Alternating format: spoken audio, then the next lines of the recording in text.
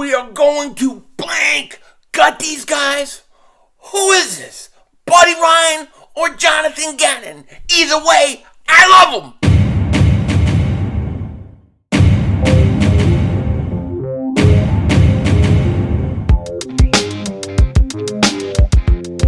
Dallas still stinks.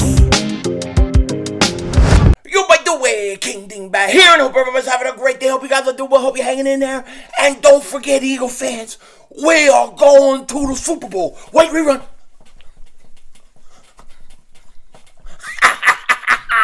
We're going to the Super Bowl. And my gosh, is it going to take forever to get here? It's going to take forever. But we're going. And all I can say is this. Who is this Jonathan Gannon that we speak of? Who is this guy? Is this Jonathan Gannon or Buddy Ryan? Because he sounds more like Buddy Ryan, and I love it. Absolutely 100% love it. I love it.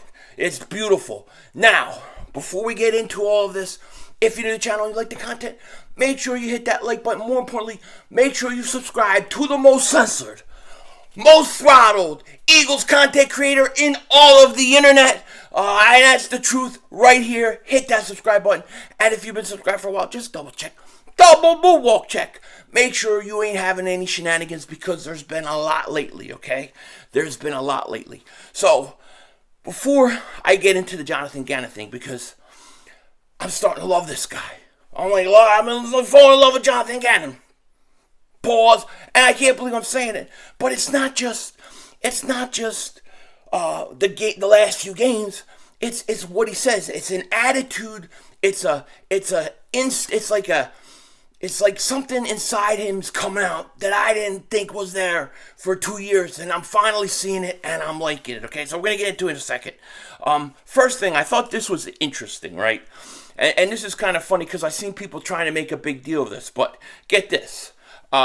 So for the Super Bowl 57, the Chiefs will wear their white jerseys and the Eagles will wear their green. We all know that, okay? The team wearing white jerseys has won 15 of the past 18 Super Bowls. Now, people are trying to act like that's some big deal. We should be scared of it, which I don't shake at all. I much rather have the Eagles wear their green. Because to me, you know, of the 15 of those 3 teams that have won the Super Bowl not wearing white, one of them was the Eagles in green. Wearing green for us is the way to go in the Super Bowl. Why change what works, okay? And people can't just accept. It's so funny to me that around the league that people just can't accept we're good. We're good. We either have a good roster, or we have good coaches, or we have a bad roster and great coach. It's like, what? There's always every day, all I hear about is the Eagles, you know, they didn't play anybody or this or that. You got the 49ers still crying about what happened. And then you got stupid morons like this Dingbat, Julian Love, who was getting destroyed in pretty much every game versus the Eagles this year, coming out and basically saying that our boy Nick Sirianni is in it for a free ride. That he's not really a good coach. They're just so talented. Anybody could coach his team. He could coach the team. You know what I'm saying? Like, dude, how could anybody say that about Nick Sirianni? You know, I don't get it. I think Nick Sirianni is proven to be a pretty good coach. I think he's done a good job. And it's not just what he did this year with the talent he had, but look at last year, his rookie year, when they had to completely change their whole offense in order for them to kind of go on a run and make the playoffs. He did a great job. Is he a perfect coach? No. But I like Nick Sirianni. I like his attitude. I like the way he is. And I think he does a great job. It's just like another shot at the Eagles because we're going to Super Bowl and people can't take it. You see, here's what's happening. You got, you always hear about the Dallas and their 5 rings, the Giants and their 4 rings and whatever. It's quickly dwindling. Their lead on rings are quickly dwindling. Soon the Eagles will have 2. We'll cut the Giants' lead in half. Another couple years, we'll probably get number 3 and maybe 4 with this team and the talent. And we're going to catch them very quickly. We're going to catch them, and they all know it. They all know it. But it just drives me nuts that every day all I hear is a different shot at either a player or a coach. It's crazy to me. It's absolutely crazy. And then Shane Steichen is looking like he's going to get another job interview with the Colts. They're going to interview with the Colts, I think, Saturday for a possible head coaching job. Of course, the Colts, they always want to take our offensive coordinators after we go to the Super Bowl. They want our coordinators. They want our quarterbacks. Why don't the Colts just change the colors to green? You know what I mean? They could call themselves the Indianapolis Green Asses or something. I don't know. But, like, I don't want to lose Steichen at this point. I don't want to lose Gannon. I don't want to lose anybody. I want to keep everybody. That's where I'm at. Like, keep everybody that you can on this roster. And, we'll get into free agency because there's going to be a lot of crazy stuff going on. And I think Howie Roseman is going to work magic this offseason. As usual, okay? But then we got to talk about Jonathan Gannon today.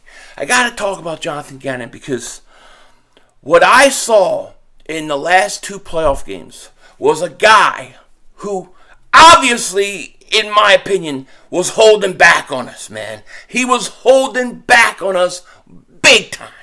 Big time. No question about it. Why do I say that? Because I have not seen Jonathan Gannon's defense be so aggressive consistently through a game. Now, I've had my issues with Jonathan Gannon and his scheme, okay? And it's not when he's aggressive. My problems with Jonathan Gannon have always been I don't think he's aggressive enough, long enough sometimes. He picks and chooses his spots, then he backs off. Sometimes he gives quarterbacks during the regular season a little too much respect, in my opinion. And then these guys go and they throw over 80-something%, okay? Sometimes I think if he just plays a little more aggressive, a little tighter all the way through, the Eagles could be shutting these teams out and it wouldn't even be an issue. And people told me, they said, listen, Philly, listen. This is the thing with Gannon, you have to understand. Jonathan Gannon's holding back for the playoffs. I said, Jonathan Gannon's holding back for the playoffs? What do you mean he's holding back? Regular season, he's holding back for the playoffs? Come on, that don't make any sense. And this became known as the Jonathan Gannon theory. And I wasn't a believer in the Jonathan Gannon theory. I wasn't. I wasn't a believer into it until we watched the Giants game. And he came out and his defense was aggressive the whole game from start to finish. I said, whoa, we may have something here. Then, if you look in the 49ers game, same thing. Now, the 49ers game, obviously, when you know a team can't throw, you're not going to be worried about it. But I think that was the game plan anyways. If you look at my preview for the Eagles-Niners game, it was basically play the defense the way they did and challenge and dare Brock Purdy or whoever to throw downfield. They couldn't do it. He did it, man. And Jonathan Gannon is winning me over big time. And I know you guys all saw this on Twitter, right? I really want to play this clip, and I know other people are going to play the clip, but somehow I always get copyrighted over everybody. That's because I'm the most censored, most throttled Eagles content creator in all the internet. And the fact that there's music playing, I'm afraid they're going to blast me with it if I play the clip. But let me tell you what happens, all right?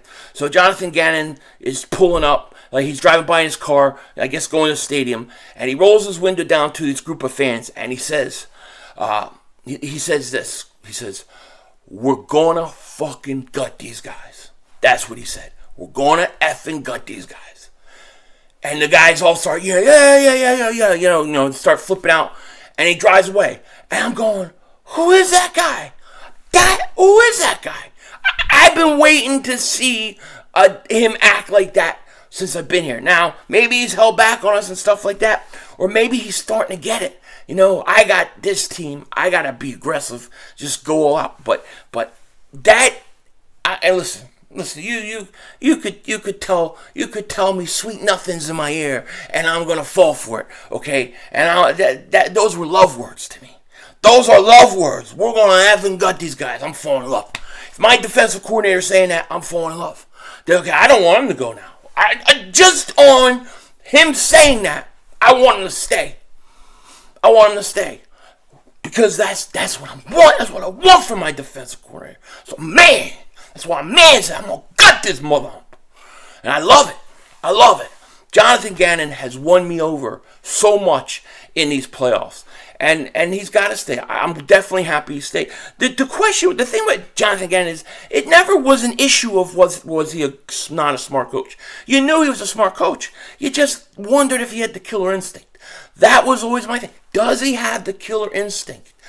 When you make comments like that, and then you go out and play the defense, and Haason Reddick is wrecking and wreaking havoc on a team single-handedly, you know you got it. You got it. He's way more aggressive than I thought. He's got great attitude. I love it. Let's keep him. Got to keep him. I want him back. I want Steichen back. I want Mick Sirianni back. I want Harry Roseman to calculate the calculations of cornbread and get people like Bradbury and Charles Gardner-Johnson back. I don't know how they're going to do it. Figure it out. But you got to get it done. It's got to be done. Man, I can't wait for the Super Bowl. It's going to take forever to get here. And obviously, to me, when you think about all the storylines going on, to me, the single-handedly, besides Eagles trying to get another championship, but to me, the Andy Reid versus the Eagles storyline is huge. It's huge. I feel like Andy owes us one. I feel like, Andy was a great coach, 14 years, all that. I respect him, love him, all that. But he owes us one. I don't think after losing all those championship games, losing the Super Bowl, I don't think it would be fair for him to get number 2 before us. All right, so to me, this is a huge storyline. The Eagles cannot allow Andy Reid to get number 2 on them before they get number 2 on him. It has to happen that way. And the reason I say, because he hurt, it broke my heart. I'll never forget, especially the Tampa Bay one. If there's one game in my life that I still have never recovered from, even more so than the Super Bowl in 2004, it's the Eagles Buccaneers at Veterans Stadium, the last game at the Vet, NFC Championship game. The Eagles get the ball first. Brian Mitchell has a great return. Deuce Staley walks it in for a touchdown. And you think the Eagles, this is going to be a blowout. It's going to be a blowout. And Tampa Bay wins. Should never have happened. I've never gotten over that game. Never. So, to me, the best storyline of Super Bowl besides Eagles versus Chiefs is Andy Reid versus the Eagles. You can't allow Andy Reid to get number 2 before we get it. Not on us. Not on us. I'll root for him. He can play anybody next year. I can tell you he won't be playing the Cowboys in the Super Bowl because they stink. You see the Cowboys and everything going on with them? I'm convinced. Nobody can tell me any different. You can't tell me any different. I'm convinced Micah Parsons wants to be an Eagle. I'm convinced of it. I believe it. He goes to the Phillies game. He's got the Phillies gear on, right? He's from Pennsylvania. Then he's tweeting out. He's rooting for the Eagles in the Super Bowl. Loves Lane Johnson. He loves those Eagles. You could tell he wants to be an Eagle. I hope that he's sitting there and he's wearing Eagles green during the Super Bowl. That would piss the Cowboy fans off so much, and I would love every second of it. Every second. Nobody's going to tell me otherwise. I believe that he is definitely, without question, secretly dreaming and praying one day to be a Philadelphia Eagle. With that said, take care. Talk to you later. Of course, don't be a dingbat. Remember, it's how we vision. We're all just living in it.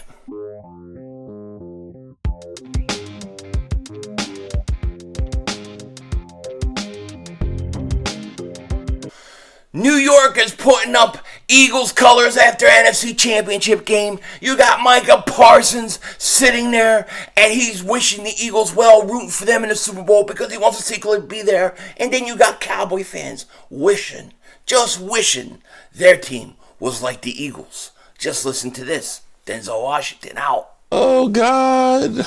No. I want to be like the Eagles.